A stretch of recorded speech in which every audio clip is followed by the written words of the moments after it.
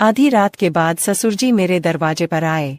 उसकी आवाज साफ सुनाई दे रही थी। ससुर जी ने कहा, बहू, मैं बाथरूम में गिर गया हूँ और मेरी कमर में बहुत दर्द हो रहा है।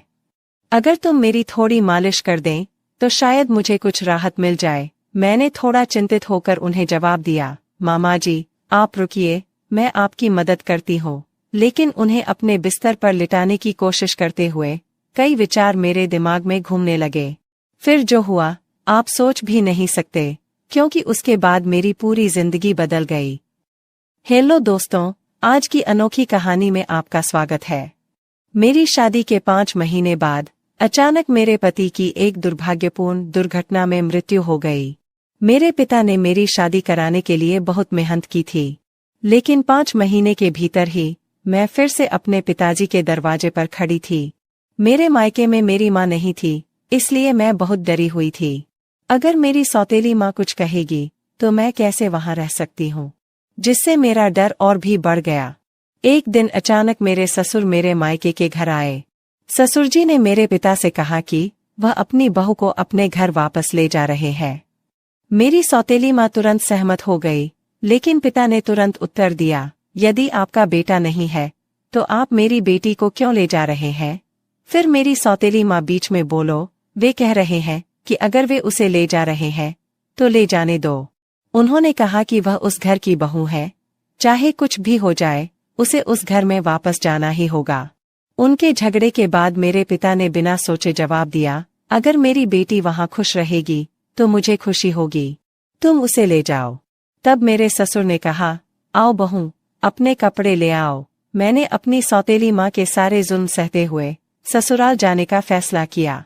वहां पहुंचकर मैं अपने कमरे में कपड़े बदल रही थी। उसी समय ससुर जी आए और बोले, बहू, एक कप चाय बनाओ। मैं तुरंत रसोई में गई और चाय बना के ले आई। चाय पीते हुए ससुर जी ने कहा, क्या आप जानते हैं, मैं इस घर में बिल्कुल अकेला हूँ। मेरा बेटा मर चुका है और आपकी सास भी मर चुकी है, इसलिए मैं आपको यहाँ ले आया हूँ ताकि मुझे अकेलापन महसूस न हो। मैंने जवाब दिया, मामा जी, आप चिंता न करें, मैं बिल्कुल आपकी बेटी की तरह रहूंगी, मैं हमेशा तुम्हारे साथ हूँ।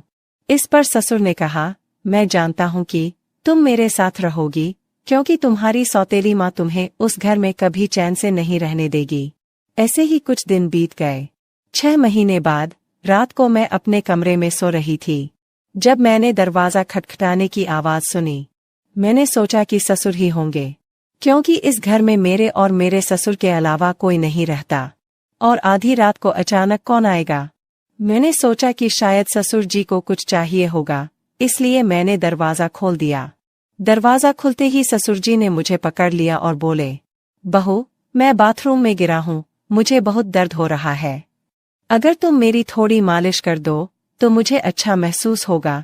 मैंने सावधानी से उन्हें अपने बिस्तर पर लिटा दिया और मैं उनके कमरे से तेल लाने चली गई। मैं उनकी तेल से मालिश करने लगी। मुझे लगा कि मेरे पति मुझसे शादी करने के बाद कम उम्र में ही इस दुनिया से चले गए। यही सब सोचते हुए मैं अपने ससुर की मालिश कर रही थी।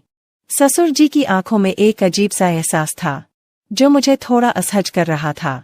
मैंने उनसे पूछा, मामा जी, आपको कौन सी जगह पर अधिक दर्द हो रहा है, या मुझे डॉक्टर को बुलाना चाहिए। तो ससुर ने कहा, नहीं बहू, आप बस मालिश कर दीजिए, इससे मुझे आराम मिल जाएगा। मुझे और बेचैनी होने लगी। मैंने उनसे कहा, मामा जी, आप अपने कमरे नहीं जा सकते तो तुम यहाँ मेरे कमरे में सो सकते हैं, मैं आपके कमरे में जाकर सोती हूँ।